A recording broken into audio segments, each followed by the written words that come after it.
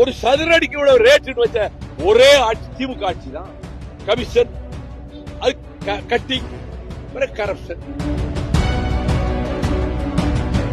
கூட்டணிக்குள்ள இருந்துகிட்டே கூட்டணி அட்டாக் பண்றது என்ன அரசியல் தர்மம்? மனச்சாட்சி என்ன வரும்? கூட்டணி தர்மத்துக்காக பேசாம இருந்தேன். அதுல என்ன தப்பு? அதான் சரியான அணுகுமுறை. நான் பதில் சொல்ல வேண்டிய அவசியம் இல்ல. உங்க கேள்விக்கு நான் பதில் சொல்ல வேண்டிய அவசியம் இல்ல.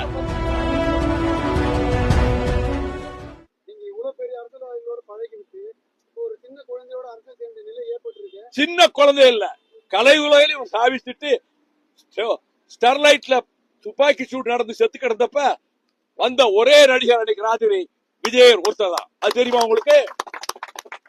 அந்த ஸ்னோலின் வீட்டுக்கு ராத்திரி 11 மணிக்கு வந்தது விஜய் மட்டும்தான், யாரும் அல்ல. அவர் பல ஆண்டுகளாகவே அவர் மக்கள் சேவை மையத்தை அமைச்சு நடத்திட்டு வந்தாரு. மக்கள் வெறுப்பின் உச்சத்தில் இருந்தார்கள். இந்த அரசு கமிஷன் கமிஷன் கமிஷன், நீங்க உங்களுக்கு எல்லாம் தெரியும், சொல்ல மாட்டீங்க.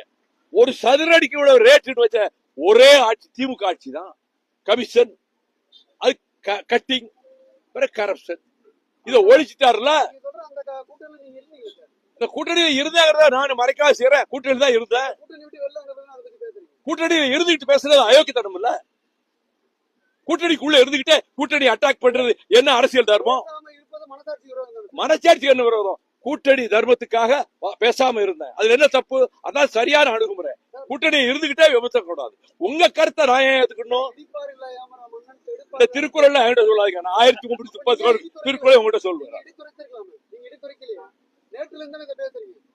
ஏங்க, ஒரு கட்சி கூட்டணியில இருந்துகிட்டு அவங்கள பத்தி கண்டம் பண்றது அது நாகரிகமா?